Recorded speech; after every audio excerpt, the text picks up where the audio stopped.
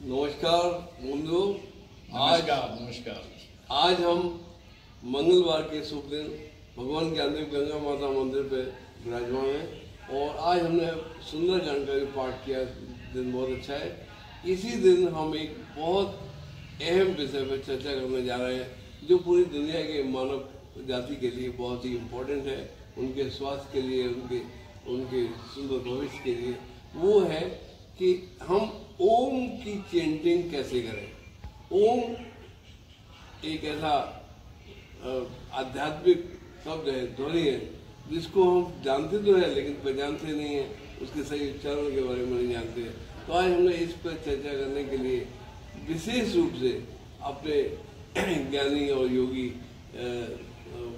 संत Shri R.K. Sinha ji को आमंत्रित किया है। वो इस विषय के पे विशेष रूप से चर्चा करेंगे। मैं उनसे कुछ सवाल जवाब करूँगा, उसका वो जवाब देंगे और इसके बाद में मैं आप सब लोगों से भी निवेदन करूँगा कि अगर आपकी कोई क्वेरी है तो जब हमारी ये बात समाप्त हो जाए तो आप सीधे उनसे पूछ के अपने आप को संतुष्ट कीजिए और हमारा ये सबका मिला जुला मैसेज पूरी दुनिया में जाए, ये मेरी आज की कामना है। इन्हीं शब्दों के साथ मैं सिन्हा साहब का अभिवादन करता हूँ, उनका स्वागत करता हूँ हमारे सत्संग में। और सबसे पहले मैं आपसे ये पूछना चाहूँगा कि ये ओम का मतलब क्या है। इसके अलावा हम इसका सही मतलब नहीं जानते। ओम और ओमकार में अंतर क्या है और हम किस तरीके से इसको अपने जीवन में प्रयोग कर सकते हैं। धन्यवाद वर्मा साहब और धन्यवाद हमारे सभी बंधुगण, सभी उपस्थित लोगों को मैं सादर प्रणाम करता हूं। और प्रणाम करते हुए आज का जो टॉपिक जिसके लिए वर्मा साहब ने हमको बुलाया है, ये इतनी अहम टॉपिक है जिसका कोई वर्णन करने से परे है। ओम जो हम बोल देते हैं अक्सर, किसी भी मंत्र की शुरुआत में ओम लगा देते हैं और कहते हैं उसको ओम। थोड़ी सी कंफ्यूजन के चलते या अभ्रंश में हम लोग डूबते उतराते रहते हैं और जो इसका चैंटिंग का जो मिलना चाहिए बेसिक फायदा, उससे हम वंचित रह जाते हैं। करते हम सब लोग बड़ी भक्ति भाव से, बड़ी श्रद्धा से ओम की बात करते हैं, लेकिन ओम है क्या इसके बारे में बहुत कम संत ज्ञानी लोग जान पाते हैं। द चैंटिंग इटसेल्फ, जो मूल ओम कह रहे हैं, ये ओम नहीं है, ये ओम है। ओम और ये शब्द है, ये 3 अक्षर के मिलने से बना है, या कह सकते हैं कि ये ओमकार है, ओम के आकार का है, ओम जैसा है। क्योंकि सर्वसाधारण को समझाने के लिए ये बड़ा मुश्किल है कि कैसे उसको विच्छेद करके समझाया जाए, तो इसको ओमकार को हम शॉर्ट फॉर्म में कह देते हैं ओम। ओमकार का मतलब है ओम के जैसा। ये जो ध्वनि निकल रही है ये ओम के जैसा है, इट इज नॉट ओम। क्लियर समझ में आया? कोई भी चीज किसी आकार से केवल प्रतिनिधित्व कराया जाता है, उसकी तुलना करके बताया जाता है, समझाया जाता है। तो ओमकार को ओम बोल करके हम इसको मैसेज देते हैं कि ये ओमकार जैसा, जैसा ओम में ध्वनि निकल रही है वैसा ही ये शब्द है। क्योंकि अ और उ मिलकर के ओ बनता है और मकार को यहां म कहते हैं, तो तीनों को मिलाकर के अक्षर हो जाता है ओ। लेकिन फैक्ट है कि ये ओम का। अब रही बात 3 अक्षर से मिलकर के बना हुआ, वो तीनों अक्षर भी इंडिपेंडेंट अक्षर नहीं है, वो भी प्रतिनिधित्व करते हैं। क्या प्रतिनिधित्व करते हैं? अ, तो अकार है, इट इज नॉट अ। उ, तो ये उकार है, उ के जैसा है, इट इज नॉट उ।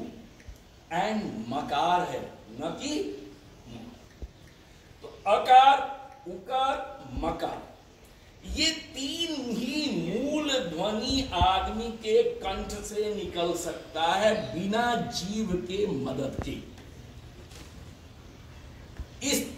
अक्षर के अलावा चौथा अक्षर कुछ भी नहीं निकाल सकते हैं। और चौथा अगर निकालना होगा तो जीव का स्पंदन कहीं ना कहीं जरूर होगा। तालू से टकराए, दांत से टकराए, होठ से टकराए, तो विद द हेल्प ऑफ जीव कभी हम इसको 3 के अलावा कोई शब्द, कोई अक्षर बोल सकते हैं। तो ये मूल अक्षर है। ये कहां से आता है? ये अंदर की हवा जो है, जब लंग से हम हवा निकालते हैं तो ये हवा आता है हमारे साउंड बॉक्स में। ट्रैकिया से, श्वास नली से होते हुए साउंड बॉक्स तक पहुंचता है। वहां पर फेरिंग्स करके एक आपके यहाँ दिया हुआ यंत्र, उससे टकरा करके ये बाहर निकलता है।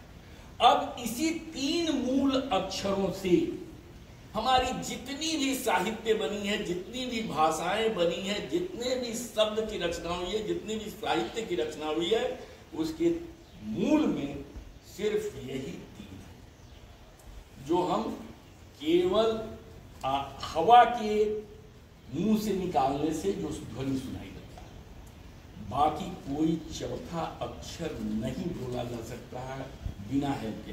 जीव क्या करता है? जैसे हम बांसुरी बजाते हैं, बांसुरी में हम फूंकते हैं और उंगली बांसुरी के छेद पर, तो साउंड वेव का नोड और एंटी नोड सेट करके हम उसी साउंड से संगीत बना लेते हैं। लेकिन मूल क्या है? केवल हवा है। इसी तरह से मूल में हवा निकल रही है और वो साउंड बॉक्स से होते हुए आ रहा है। तो हमारा जीव का जो जीव मतलब उंगली का कहीं नोड और एंटी नोड न बनावे, तो यही मात्र 3 अक्षर, और इन्हीं 3 अक्षर पर पूरी साहित्य है। इसी तरह से अगर साधारण भाषा में हम समझाएं तो कंप्यूटर में भी जितना रंग बिरंग आप देख रहे हैं, हर प्रकार के रंग बन जाते हैं, वो मूल कंप्यूटर इंजीनियर ने 3 ही रंग का इस्तेमाल किया था।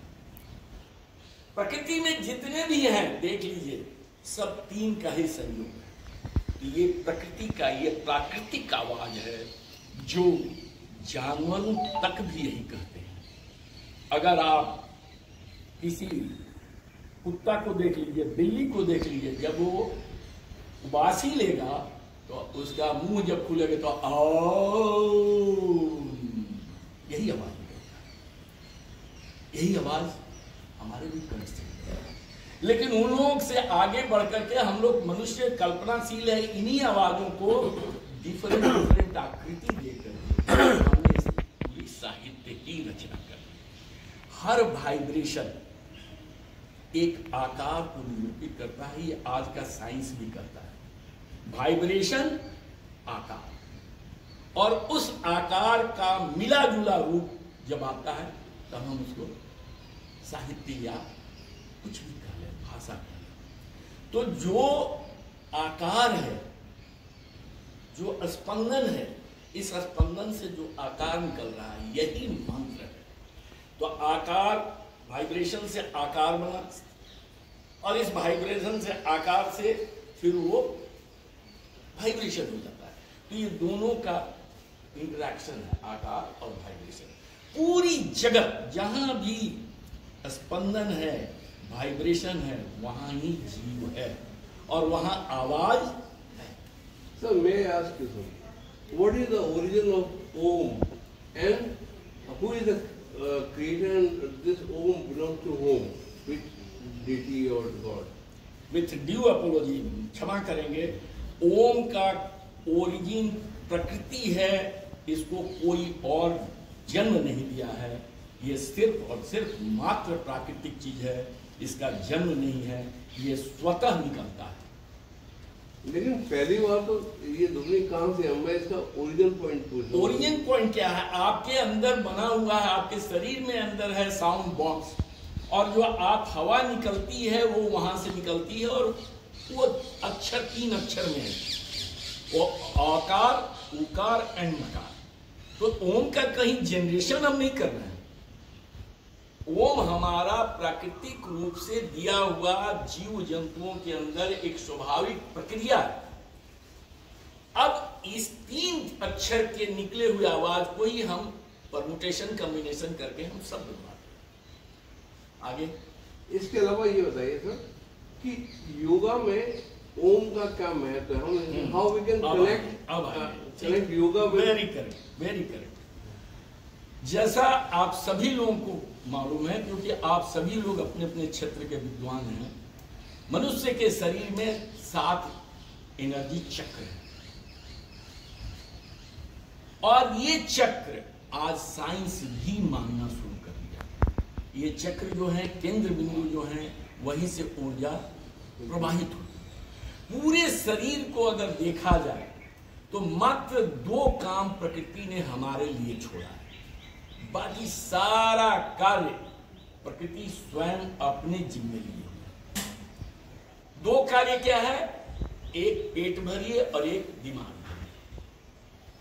इसके अलावा आपके शरीर के अंदर लाखों क्रियाएं हो रही हैं, लाखों, यू कांट काउंट इट। और सारी क्रियाएं प्राकृतिक रूप से हमारे शरीर के अंदर से ही वो सब मैनेज हो रही है। Every damn thing is being manage. कुछ ऐसा नहीं है जिसमें थोड़ा सा भी ऊपर नीचे हो। जैसे ही ऊपर नीचे होता है वैसे ही हम बीमार पड़ जाते हैं, कहीं ना कहीं गड़बड़ होती है।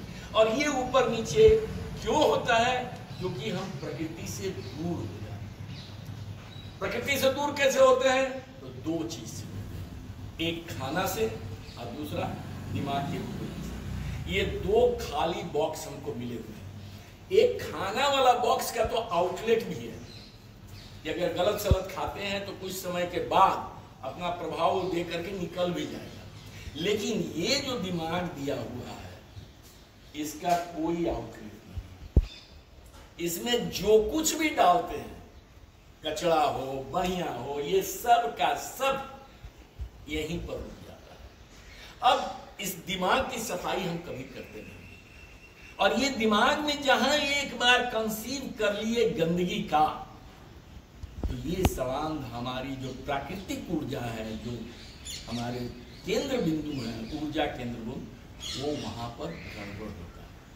इन्हीं को सुधारने के लिए हमको योगा में आना पड़ता है, अपने शरीर को अपने से जोड़ना पड़ता है। तो ये जो ओम है, ओमकार का अगर कहें, जो वर्मा साहब ने पूछा क्या चीज है, तो ओमकार 3 चक्रों को जागृत करता है। एनर्जी का इस शरीर में जहां से पूरी ऊर्जा निकल रही है, उस ऊर्जा से मेरा शरीर संपादित हो रहा है, हर कार्य हम कर रहे हैं। ये 3 केंद्र बिंदु को, जो वाइटल केंद्र बिंदु हैं, जिनसे हमारा शरीर चल रहा है, उसको ये एक्टिवेट करता है, इसको ये इनर्जाइज करता है, उसको वो अधिक से अधिक ऊर्जा देता है। तो ये जो तीनों लेटर हैं, ये जो तीनों अक्षर हैं, ये तीनों अक्षर से हम अपने 3 केंद्र बिंदुओं को हम एक्टिवेट करते हैं। और तीनों केंद्र बिंदुओं को एक्टिवेट करते हैं, मतलब कौन कौन केंद्र में कौन कौन अक्षर है? आकार, नॉट ऑफ, ऑफ के जैसा, उकार, नॉट ऊ के जैसा, एंड मकार, नॉट द एक्चुअल म के जैसा। और ये तीनों मिलकर के क्या बनते हैं? ओमकार, नॉट ओम, ओमकार। ओमकार, ओम के जैसा ये प्रतीत होता है, इट इज नॉट ओम। इसको जस्ट तुलनात्मक के प्रतिनिधित्व कर देते हैं एक शब्द के साथ। तो ये 3 केंद्र बिंदु जो है, मूल है हमारे शरीर में, जो हमारे शरीर की समस्त ऊर्जाओं का संचालन करते हैं। वो है एक मणिपूरक चक्र, दूसरा अनाहत चक्र, और तीसरा विशुद्धि चक्र। अब ये 3 मूल कैसे हैं सातों में, इसकी चर्चा करें। और इसी तीनों चक्र को, ये जो ओमकार शब्द है, आकार, उकार, मकार, ये तीनों को एक्टिवेट कर देता है, तीनों को री एनर्जाइज कर देता है।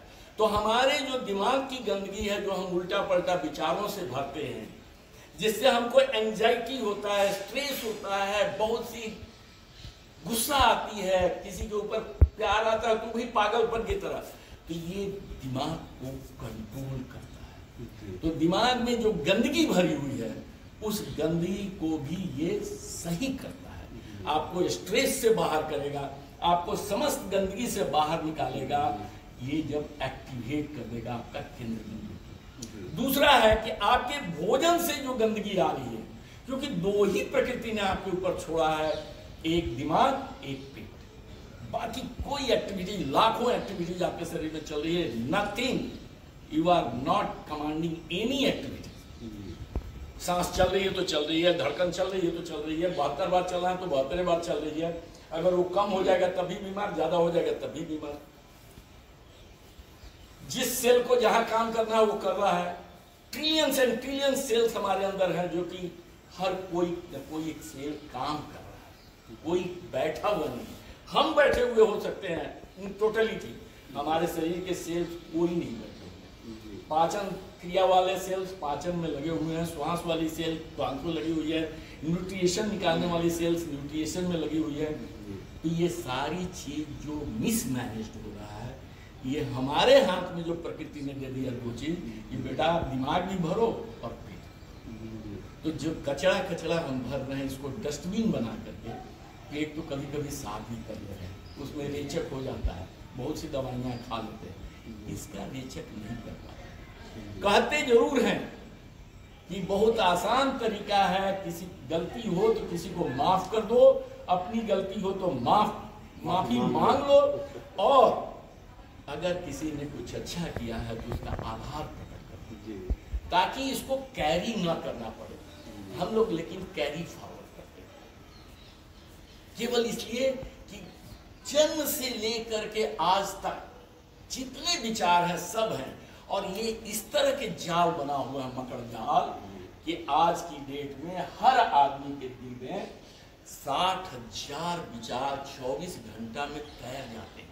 हम लोग यहाँ चर्चा कर रहे हैं एक बहुत इंपॉर्टेंट शब्द पर, लेकिन सबके दिमाग में कुछ न कुछ और भी बातें चल रही हैं। घर पर क्या हो रहा है, बाहर क्या हो रहा है, कितना समय हो गया, बहुत देर से बैठे हुए हैं, थक गए, पैर दर्द कर, मतलब डिफरेंट है। लेकिन सरप्राइजिंग ये है कि जब इसको टेस्ट किया गया साइकोलॉजिस्ट द्वारा, तो ये देखा गया कि 98% विचार रिपीटेटिव हो। जो कल सोच रहे थे वही आज भी सोचे, जो परसों सोचे थे वही सोचे, मतलब उसमें केवल 2% लगभग ही हमारे नए विचार आते हैं, बाकी सब पुराने चलते रहते हैं। और यही पुराने विचार जब अनसॉल्व कर जाते हैं तो हमको स्ट्रेस। तो इन विचारों से मुक्ति कैसे मिलेगी? यही आपको ओमकार चैंटिंग से, यहीं पर आकर के इसको री एनर्जाइज करना है आपको, सेंटर पॉइंट को। कैसे करेंगे?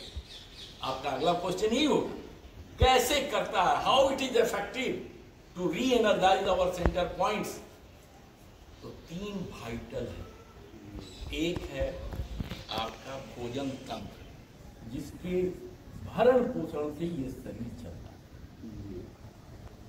दूसरा है, अगर विचारों से मुक्ति पाएंगे तो नए और क्रिएटिव विचार हमारे दिमाग में आएंगे, सृजनात्मक विचार आएंगे, कुछ हम अच्छा करने का सोचेंगे। तो अगर विचारों का भी अगर सेंटर पॉइंट री एनर्जाइज कर लें तो हम डेवलप करेंगे, आगे बढ़ेंगे, क्योंकि पुराने विचारों से हम छुटकारा पाएंगे, एंजाइटी से छुटकारा पाएंगे, अपना उतावलापन से छुटकारा पाएंगे, स्थिरता लाएंगे, मन में शांति हो। इसको करने के लिए हमें पॉजिटिव सोच लेके नहीं, पॉजिटिव नेगेटिव यहाँ पर कुछ नहीं है। इट is nothing help with positive and negative. यहाँ पर है कि जो विचार जहाँ से जनरेट होता है उस विचार पर नियंत्रण पाना है, नियंत्रण पाना है, उसको री एनर्जाइज करना है, उसको एनर्जी देना है। तो बाकी जो चीज गंदे हैं वो छल जाएंगे और जो अच्छे विचार बन जाएंगे। तीसरा है, कौन कौन सा चीज हम ग्रहण करें, जिसका कि सेंटर पॉइंट अलग है। और इसी चक्र को उपयोग करके हमारे भोले शंकर शंभु जो जगदीश की उपाधि पाए, महादेव की उपाधि पाए, हलाहल से पूरी सृष्टि को बचा लिए, और यहीं पर आकर के उन्होंने इस छलनी का काम किया था। तो अब तीनों चक्र कौन कौन है जो ओंकार से होता है? जैसे 3 के अलावा और चौथा चक्र नहीं, से प्रभावित 3 प्रभावित डालते हैं हमारे डे टू डे एक्टिविटीज में। इन्हीं तीनों को अगर मूल जो है, ये 3 मूल है, बाकी सब इन्हीं तीनों का आउटकम है, भ्रांतियां हैं। जैसे मूलाधार का बात कीजिए, 99% आदमी मूलाधार में जीता है, लेकिन कब? जब दिमाग में केवल वही अटक जाए। तो अगर दिमाग हम दुरुस्त कर लें तो अटकेगा ही नहीं। अगर भरण पोषण ठीक हो जाए, अगर अन्न ठीक हो जाए तो मन ठीक हो जाएगा, और जब मन ठीक हो जाए तो इंद्रियां ठीक हो जाएंगी। तो ये और विशुद्धि क्या हमें लेना है, क्या छोड़ देना है, क्या फेंक देना है, तो ये तीसरा चीज है। तो ये 3 मूल चक्र हैं। कौन कौन? मणिपूरक, अनाहत एंड विशुद्धि। ये 3 मूल है। आज्ञा उसके बाद आती है, जब हमारा सब कुछ सही हो जाता है तब आज्ञा चक्र पर हम पहुंचते हैं। वो भी जब सही हो जाता है तो हम शस्त्रार्थ पर पहुंचते हैं। लेकिन ये 3 पाए हैं जो 7 चक्र को, या लोग कहते हैं कि 114 चक्र है, इसके ऊपर भी चक्र है, उन सभी चक्रों को सुनियोजित रूप से अगर ठीक करना है तो ये 3 मूल चक्र को ठीक करना है। और ये 3 मूल चक्र किससे ठीक होते हैं? आपके प्राकृतिक आवाज जो निकल रही है प्रकृति से, ये हमारी आवाज नहीं है, ये प्रकृति से निकल रही है कि श्वास केवल हम बाहर निकाल रहे हैं, हमारे साउंड बॉक्स से वो हवा आ रही है, और बिना जीव के मदद के हम 3 ही लेटर निकाल पाते हैं। चौथा कोई लेटर नहीं निकाल सकते। चौथा जो भी लेटर निकालने जाएंगे तो उसमें जीव का हमको हेल्प मिलेगा। ओम कहाँ जंप कर जा रहे हैं, एक एक करके चलिए। वो ओम कहाँ है? हम तो कह ही रहे हैं कि ओम है ही नहीं। अब फिर उसी कंफ्यूजन में है कि सारा चीज हो रहा है, फिर वहीं के वहीं आ रहा है। इट इज नॉट ओम। अब कैसे है? मणिपूरक चक्र जो हम कहते हैं, मणिपूरक मतलब क्या हुआ? मणिपूरक चक्र नाभि के 1.25 इंच नीचे होता है।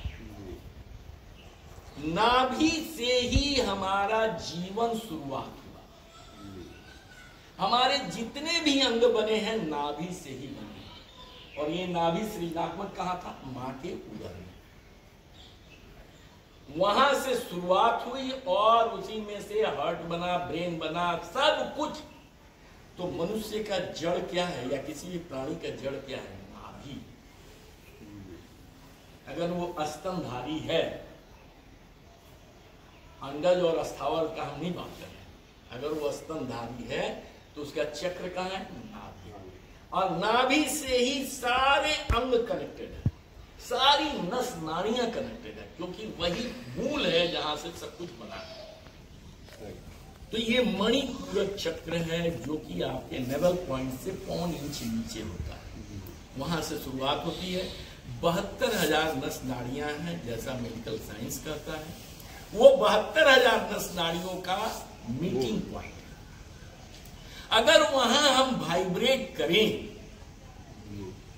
तो ये यहां पर केंद्र बिंदु है 72,000, जो हमारे सभी अंग से, हर सेल से जुड़ा हुआ है।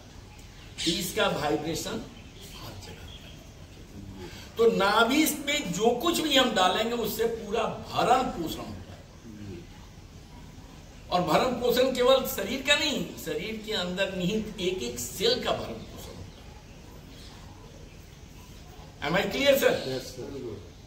तो मणिपूरक चक्र हुआ। दूसरा है अनाहत चक्र, जो हमारी छाती का, सर, अनाहत चक्र जहां हमारी छाती की पसलियां मिल रही हैं, उनके नीचे ज्वाइंट पर एक कोमल सा बिंदु है, छोटा सा।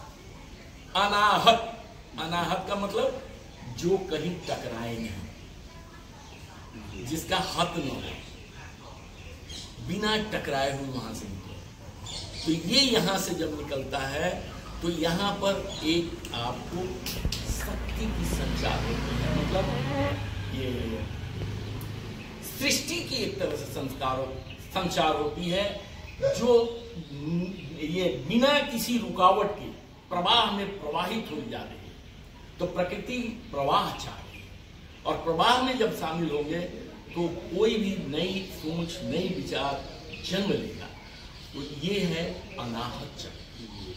और तीसरा है विशुद्धि चक्र। विशुद्धि का मतलब the word itself is telling filtration, शुद्ध करना, गंदगी को छान करके और शुद्धता की ओर बढ़ना, यह है विशुद्धि। तो ये विशुद्धि चक्र जो है वो कहां है? हमारे कंठ पर। इसीलिए भगवान नीलकंठ ने जहर जब लिया तो यहीं पर फिल्टर करके रख दिया। जो प्रेसिपिटेटेड पॉइजन था वो यहीं रह गया, बाकी उनके शरीर में नहीं था। तो हमारी जितनी भी गंदी विचारें हैं, इनको हम विशुद्धि चक्र में ही रोक लेते हैं। अगर विशुद्धि चक्र एक्टिवेट हो गया तो, और एक्टिवेट कैसे होगा? इसी चैंटिंग से होगा। जो नए विचार आएंगे, क्रिएटिव विचार आएंगे, जो सृजनात्मक विचार आएंगे, वो कहां से आएगा? अनाहत चक्र से आएगा। और जो भरण पोषण का जो चाहिए वो कहां से आएगा? मणिपुर। Is it clear? तीनों क्लियर है sir? Now I would like to ask you, what is the correct way of chanting Om, and what is the duration and exact time कि किस समय में इसे करें? वेरी करेक्ट, बहुत बहुत धन्यवाद। आगे बढ़ते हैं। अब आपके with due regard and apiology, मैं इसको थोड़ा सा पहले बता दूं, ये तीनों लेटर कैसे कैसे हैं और ये तीनों चक्र क्या है। ये जो आपका मणिपूरक चक्र है, ये मणिपूरक चक्र जो भरण पोषण कर रहा है, ये किसको रिप्रेजेंट कर रहा है? विष्णु। क्योंकि हम जो त्रिदेव को जो कल्पना किए हैं, ये त्रिदेव हैं, तो विष्णु के जिम्मे ही भरण पोषण है, पालन है। तो मणिपूरक चक्र से मेरे शरीर का पालन हो रहा है, और सृजनात्मक जो काम हो रहा है वो अनाहत चक्र का काम है। तो ये हमारे त्रिदेव में ब्रह्म का स्थान है। और विशुद्धि जहां से कि हमारा सब कुछ नियंत्रित हो, सब कुछ ठीक ढंग से चले, गंदगी लेना नहीं है, केवल अच्छे विचारों को शामिल करना है और उसके अनुसार पूरे शरीर पर एडमिनिस्टर करना है, वो है महेश। तो कंठ क्या हो गया? शिव स्थान, शिव का स्थान। अब ये तीनों देव हमारे सनातन धर्म की विशेषता, महानता कि स्त्रियों की, नारियों की भरपूर मतलब लोगों ने स्थान दिया है। तीनों देव की कल्पना करने के साथ साथ तीन देवियां भी हैं। यहां पर नारियों का और किसी धर्म और किसी पंथ के जैसा छोड़ नहीं दिया गया है। हमारे यहाँ बोला गया है कि शक्ति अगर तीन देव में है तो सारी शक्ति तीन नारियों में ही निहित है। भरण पोषण बिना लक्ष्मी के हेल्प के हो ही नहीं सकता है। अर्थ चाहिए, बिना अर्थ के विष्णु पंगु है, बहुत बहुत ताकत वाले हों, लेकिन भरण पोषण के लिए मुद्रा चाहिए। तो लक्ष्मी का स्थान विष्णु के साथ दिया गया है कि भाई भरण पोषण करो, हम तुम्हारे साथ हैं। और सृजनात्मक कभी नहीं हो सकता है, कोई भी उच्च विचार नहीं आ सकता बिना बुद्धि के, बिना विद्या के। तो ब्रह्म भी अपाहिज हैं अगर उनके साथ सरस्वती न हो। तो सरस्वती का है। और सब कुछ फिल्टर करना, अच्छी चीज को हंस की तरह ले लेना, गंदगी को छोड़ देना, विशुद्ध कर लेना, अपने अच्छे थॉट को संभाल लेना, ये किसका काम है? ये है शिव का, और विद द हेल्प ऑफ शक्ति। क्योंकि हमारा ये जो दिमाग है, अगर ये सही रहेगा, इसमें सही विचार आएंगे, तभी हम आगे बढ़ सकते। तो ये दिमाग को सही करने के लिए हमारा तीसरा जो सेंटर पॉइंट है वो विशुद्धि चक्र है। अब कैसे ये तीनों अक्षर का जो चैंटिंग है वो कैसे तीनों को शुद्ध करता है, एक्टिवेट करता है, री एनर्जाइज करता है। आप जो भी ओम की चैंटिंग हम लोग करते हैं, हम लोग बहुत गलत ढंग से ओम बोल जाते हैं। ओम की चैंटिंग शब्दों पर नहीं है निहित, ओम की चैंटिंग हमारे निहित है उसके वाइब्रेशन को फील करने में। तो हम जो कुछ भी ओम में बोलते हैं हमको अनुभव करना है कि वाइब्रेशन कहाँ है। तो ओमकार की जब चैंटिंग हम करते हैं तो ये नाभि के 5 इंच नीचे से शुरू होकर के नासिका के अग्रभाग तक वाइब्रेशन का एक वेव चलता है। और इसको चैंट करने का मतलब कतई नहीं है कि आप इस पर ध्यान दें कि क्या चैंट कर रहे हैं। ध्यान देना है कि हमारी जो वेव फ्रीक्वेंसी यहां से चली सो उठते हुए यहां तक आ जाए। और इसको अभ्यास करने के लिए आपको अलग अलग अक्षरों का अभ्यास करना होगा। मुंह जब पूरा खुला रहता है तो शब्द निकलेगा, अक्षर निकलेगा सो थोड़ा सा जहां आपका मुंह बंद हुआ तो ये आप कन्वर्टेड हो जाएगा। आज जब होठ बंद हो गया तो ये क्या कन्वर्ट हो जाएगा? तो शब्द क्या है सर? आओ, आओ, है ना? तो आप इसका अभ्यास जब भी करें तो पहले अ का चैंटिंग कर लें।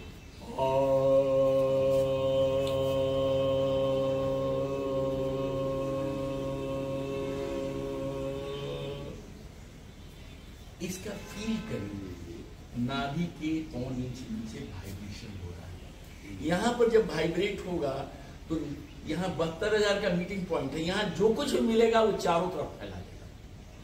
तो ये वाइब्रेशन चारों तरफ शरीर में फैलेगा और चारों तरफ जब फैलेगा तो हर एनर्जी जब वाइब्रेट करेगा तो वहां कुछ न कुछ ऊर्जा पहुंचेगी और वो सबके साथ होगा। दूसरा अक्षर है उकार। ये जब हम कहते हैं ओ,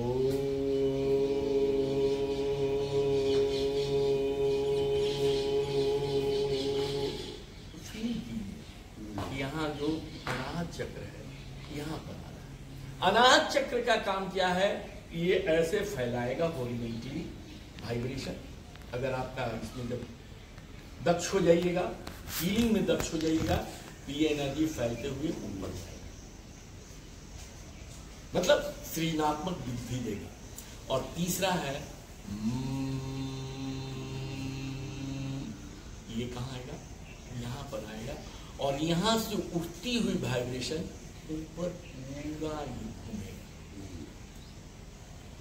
तो आपको यहां पर जितने भी गंदे विचार हैं वो फिल्टर होते जाएंगे। तो आपका दिमाग जो है वो गंदगी से खाली होगा। एक साथ मिला के कैसे बोलेंगे?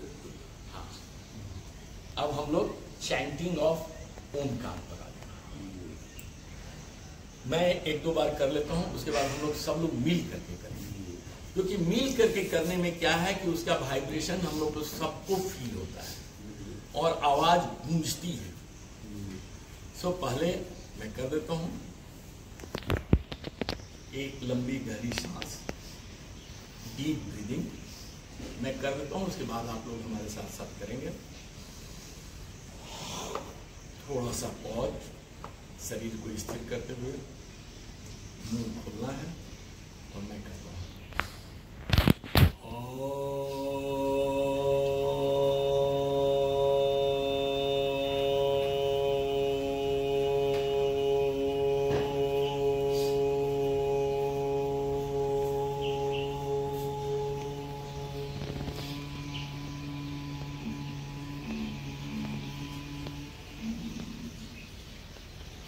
आपने एक चीज देखा होगा, नोटिस किए कि नहीं पता नहीं, ये तीनों अक्षर मैंने बराबर मात्रा में। नॉर्मली लोग बहुत से गुरुजन मिलेंगे जो 1 2 3 बोलेंगे, एक बार 1 सेकंड ये तो 2 सेकंड वो 3 सेकंड वो, या कुछ लोग कहेंगे कि माँ को ज्यादा खींचिए, मकार को ज्यादा बोले।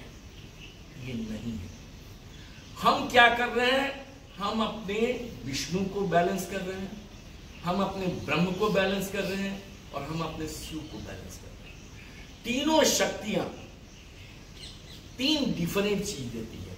ये धन संपदा देगा, मणिपूरक, नाम ही है मणि, कॉस्टलीस्ट थिंग। भरण पोषण, तो यहां लक्ष्मी का निवास है तो लक्ष्मी मिलेगा, ये धन वैभव देगा। यहां पर क्या है, ये सृजनात्मक शक्तियां देगी। और तीसरा क्या है, बुद्धि मिलेगा, फिल्टर्ड बुद्धि, जनरल बुद्धि नहीं, फिल्टर, एकदम विशुद्ध बुद्धि मिलेगी, विशुद्ध भावनाएं मिलेंगी। तो ये तीनों हमारे को बराबर चाहिए, क्योंकि हमारी जीवन यापन के लिए हमको धन भी चाहिए, बुद्धि भी चाहिए और सही दिशा भी चाहिए, सही एटीट्यूड भी चाहिए। और ये एटीट्यूड जनरेट होगा ब्रह्म से। तो ये तीनों को बैलेंस करना चाहिए, न कि जिनको है, मैं सादर प्रणाम करके कहता हूं कि जो खींच रहे हैं इधर से उधर, शायद ओम के बारे में पूरा पढ़े नहीं है, सुन करके हम लोग कह रहे हैं। इस पूरे ओमकार का नगर, ओमकार का अगर संधि विच्छेद करके उसके एक एक अक्षर का, एक एक ध्वनि का, ये मूल ध्वनि, प्राकृतिक ध्वनि जो निकल रही है, उस पर अगर हम विचार करें तो हमको तीनों चीज बड़ा आसानी से मिल रहा है। और तीनों चक्र हमारे एक्टिवेट होते हैं, तीनों चक्र री एनर्जाइज होते हैं। तो हमारी जितनी इम्प्योरिटीज है, क्षमती है, इससे ब्लड प्रेशर ठीक हो जाएगा, इससे शुगर ठीक हो जाएगा, इससे आपका डिप्रेशन ठीक हो जाएगा। और ये गारंटीड है, अगर आप सही चैंटिंग कर रहे हैं, अगर 15 दिन में आपको नहीं मिलता है रिजल्ट, तो आप फिर से किसी अच्छे गुरु के पास जाइए और अपने आप को टेस्ट कीजिए, क्योंकि इसकी रिजल्ट में ज्यादा दिन नहीं लगेगा। और ये करना कब है, अगला सवाल यही आप। नहीं, इससे पहले क्या पता है, क्या ये समाधि स्टेज में पहुंचाने में कामयाब है? नहीं, ये सब समाधि उमाधि की बात अभी नहीं है, ये केवल चक्रों को री एनर्जाइज कर, समाधि और ये सब जो है ध्यान, ये सब की बातें नहीं है। पहले अपने को शुद्धिकरण कीजिए, क्योंकि मैं एक दिन बोला था, राम साहब के उसमें गया था, कि जो हम प्राणायाम करते हैं वो चौथा स्टेज है। तो हम लोग जो क्लास फान करके जिस बच्चे को लिखा देते हैं एडमिशन, वो एडमिशन ठीक हो नहीं पाता है। तो यम नियम आसन 3 को छोड़ करके सीधे हम प्राणायाम पर उतर आते हैं। नतीजा होता है कि प्राणायाम ठीक से नहीं कर पाते हैं, गुरुजी सिखाते रह जाते हैं, सीखने वाला ऐसे कर रहा है, कुचक रहा है कि तुम्हें पता ये उच के रहेगा, समझे ना, केवल इसलिए कि वो बेसिक क्लास स्टैंडर्ड से नहीं पढ़ा। और हम लोग के पास अब उतना समय नहीं है कि बेसिक कराया जाए। और बेसिक इतना टफ है, इतना टफ है कि साधारण लोगों के जब तक वो डेडिकेटेड न हो, जब तक अपने आप को समर्पित न करे, तब तक बेसिक को पढ़ना आसान है। जितने भी भटकाव है केवल इसलिए कि हमारा सीधे एडमिशन हो रहा है चौथा क्लास में, तो हम प्रत्याहार क्या जानेंगे जब हम जान ही नहीं रहे, ABCD पढ़े ही नहीं, सीधे टेक्स्ट बुक दे दिया कि पढ़ो, क्या पढ़ेंगे? तो जैसे तैसे कॉपी कर रहे हैं। हाँ, और बोलिए क्या बोल रहे थे आप? नहीं, वो टाइम, और कोई आप लोग? नहीं, वो इसका एग्जैक्ट टाइम और ड्यूरेशन, ये एक्सेलेशन है। श्वास को हमने लिया, डीप ब्रीदिंग की, अब श्वास को हम रोके हुए हैं, धीरे धीरे छोड़ रहे हैं, स्लो प्रोसेस। नॉर्मली हम लेते हैं अगर 2-4 सेकंड में, तो छोड़ने का बहुत ज्यादा होता है तो 8 सेकंड, 6 सेकंड। लेकिन इसमें जब ओमकार बोलते हैं तो ये 20 से 25 सेकंड चला जाता है। तो ऑक्सीजन जो हमने लिया, इनहेल किया, वो ऑक्सीजन 25 सेकंड तक हमारे पास अवेलेबल है। और इसका साइंस अगर अंदर जाइएगा वर्मा साहब, तो जो कुछ भी एयर मैं इनटेक करता हूं उसका एक बार में, एक श्वास में केवल 5% ही उपयोग होता है। और उसके साथ फिर 95% जो हवा लिए थे वो और कार्बन डाइऑक्साइड मिला करके बाहर छोड़ देते। तो जो हम ले रहे हैं फिर उल्टी कर दे रहे हैं, फिर ले रहे हैं फिर उल्टी कर दे रहे हैं। तो अगर हम एक्सेलेशन का टाइम एक्सेलरेट कर दें, बढ़ा दें, तो ये टाइम बढ़ने से क्या होगा कि हमारे पूरे सेल को एनर्जी मिलते रहेगा, ऑक्सीजन। तो ये एक्सीलेशन प्रोलॉन्ग करना, जितना ज्यादा प्रोलॉन्ग कर सकते। लेकिन तीनों अक्षरों का कोशिश कीजिए कि समभाव में, ज्यादा तूल नहीं देना है, ये अपने आप हो, बस दिमाग में रखना है कि समभाव में। टाइम क्या रहेगा इसको करने? इसकी टाइम सुबह प्रातः काल बहुत अच्छी टाइम है, जिस समय आपके दिमाग में कोई कुछ भरा ना हो, ना कोई गंदगी हो, न कोई थॉट हो, न कोई आपका वैमनस्यता हो। सुबह उठते हैं तो नस नाड़ियाँ सब सामान्य अवस्था में रहती है। रात भर जो आपका सेल काम करता है, आपकी बॉडी को री एनर्जाइज किए रहता है, तो आप फुल स्ट्रेंथ में रहते हैं। उस समय अगर एक्टिवेट कीजिएगा तो बहुत आसानी से आप इसका लाभ प्राप्त कर सकते हैं। अब नहाने से पहले भी कर सकते हैं, नहाने के बाद भी कर सकते हैं। और इसे जब भी करें तो कुछ ज्यादा 2 बार 3 बार 4 बार करने से इसलिए नहीं मिलेगा। इसको एक टाइम बना लें कि हम 10 मिनट करेंगे, 15 मिनट करेंगे, 10 बार करेंगे। समय देख लीजिए कि एक चैंटिंग में हमको कितना लग रहा है, 20 लग रहा है, 25 लग रहा है, 30 लग रहा है, उसके अनुसार कम से कम 15 चैंटिंग तो करें। और दूसरा है, अगर इसको बराबर करना है, अपने आप को जल्दी डिप्रेशन से बाहर निकालना है, ब्लड प्रेशर से बाहर निकालना है, रोगी हो गए हैं बीपी के, रोगी हो गए हैं शुगर के, रोगी हो गए हैं हार्ट के, तो हमें इसे हर संधि बेला, संधि बेला आई डोंट थिंक इसे will be required to explain. सुबह का बेला है, दोपहर की बेला है, और संध्या की बेला है, और रात्रि की बेला। आपके पास 4 बेला होती है, प्रातः काल, फिर उसके बाद मध्यकाल, सायंकाल और रात्रिकाल। क्या सॉरी साहब? चलिए साहब, मैं अब ज़्यादा लंबा नहीं खींची बात को। आप लोगों को कोई अगर आप लोगों को क्वेश्चन हो तो पूछिए, बात करना है, कोई क्वेश्चन हो, करनी हो तो कोई भी सब कुछ।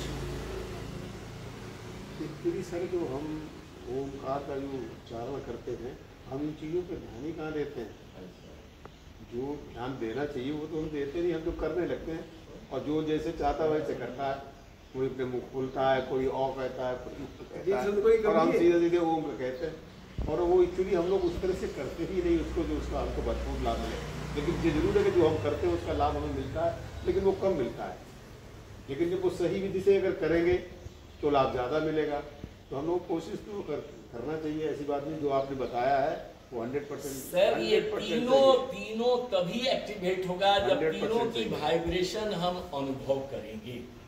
अगर अनुभव नहीं कर रहे हैं, केवल बोल रहे हैं, तो हम ऐसा ही हुआ कि आंख बंद करके बजाना हमारा। इसको अनुभव करना है और तीनों शक्तियों को जागृत करना है। हृदय का काम बंद कर देता है। हाँ, अधिकतर हृदय का काम बंद कर लेते हैं। इसमें जहां करेंगे विशुद्धि चक्र हमारी सारी इरिटेशन को छान करके बाहर कर देगी। और जितना भी हम लोग जो टेंशन में जो हम पल करके आज बढ़ा रहे हैं, अपना ट्राइग्लिसराइड बढ़ा रहे हैं, अपना ये बढ़ा रहे हैं, ब्लड को गाढ़ा कर रहे हैं, हार्मोनल डिस्टर्बेंस हो रहा है, ये पूरी बॉडी अलाइन हो जाएगी। अगर मंत्र है सर जी, मंत्र तो बिल्कुल, मंत्र जो कह रहे हैं, मंत्र का वाइब्रेशन ही मंत्र है। और सभी मंत्रों के पहले ओम का जाप सब कोई बोला है कि कीजिए। हर मंत्र ओम से प्रिपरेशन से, उसके बाद मतलब कि वो प्रिपरेशन है। पहले फाउंडेशन बनाइए ओमकार करके, और वहीं से चलता है। क्योंकि मंत्र और यंत्र तंत्र ये तीनों आपके ध्वनि के वाइब्रेशन यही है। ध्वनि का वाइब्रेशन अगर ऑसिलोस्कोप पर देखिएगा तो देयर विल बी एन आकार वाइब्रेट करेगा, उसका एम्पलीट्यूड और फ्रीक्वेंसी दोनों मिलाइएगा तो ये वाइब्रेशन एक आकार बनाएगा। इस आकार को ही हम कहते हैं मंत्र। तो जो मंत्र बनता है वो भी वाइब्रेशन से ही बनता है, और इनको दोनों को मिला करके जो बनता है वही तंत्र होता है। और पटेल साहब, आपको कोई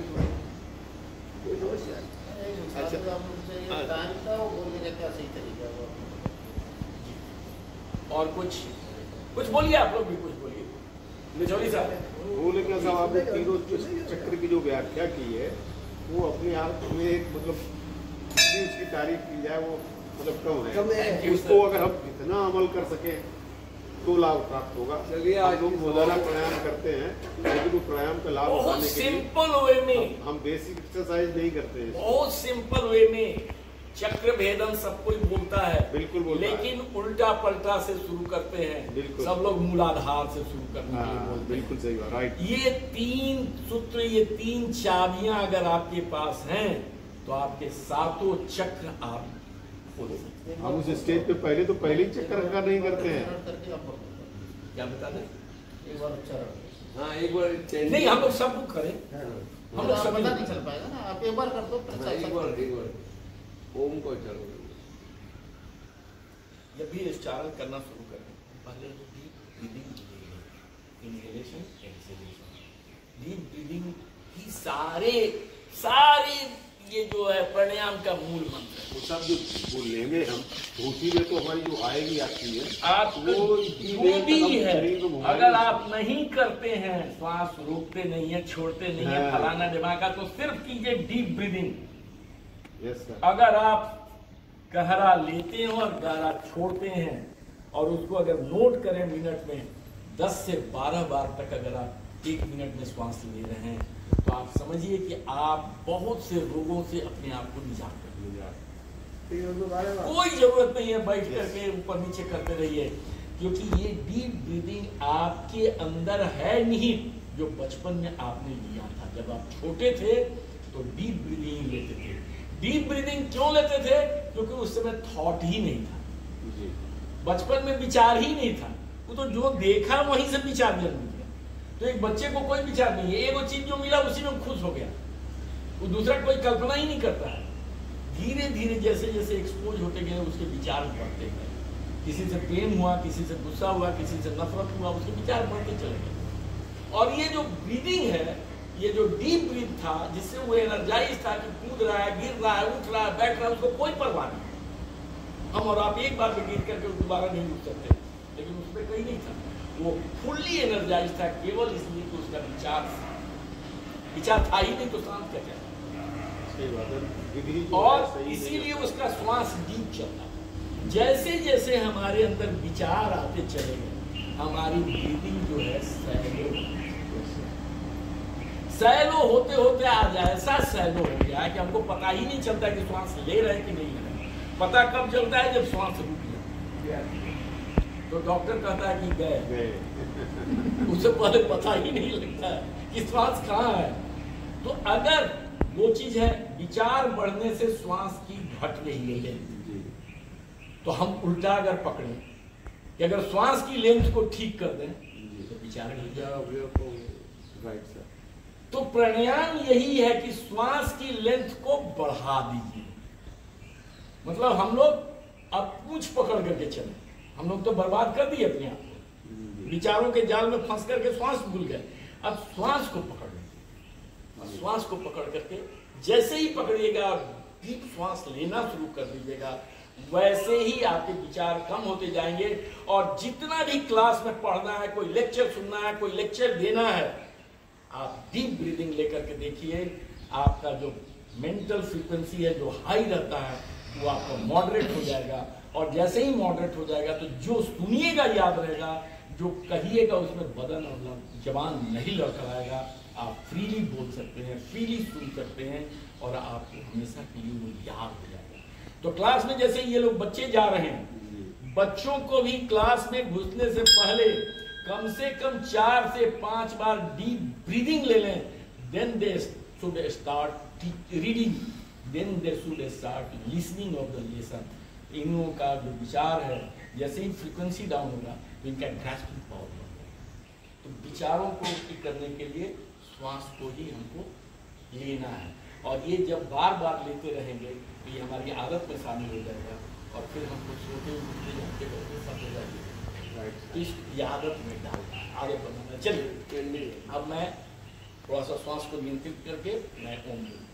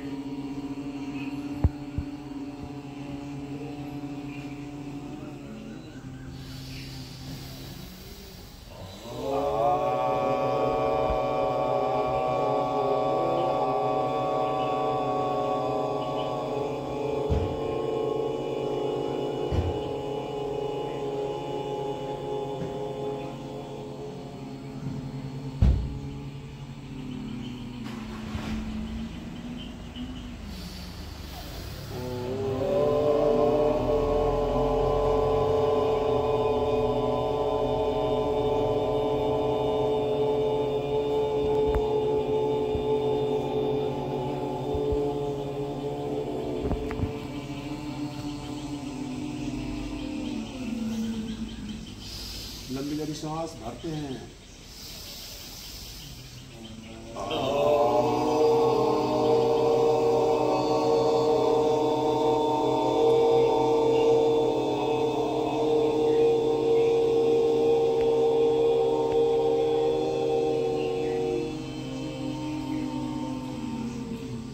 जय श्री राम। बहुत बढ़िया सर, बहुत बढ़िया।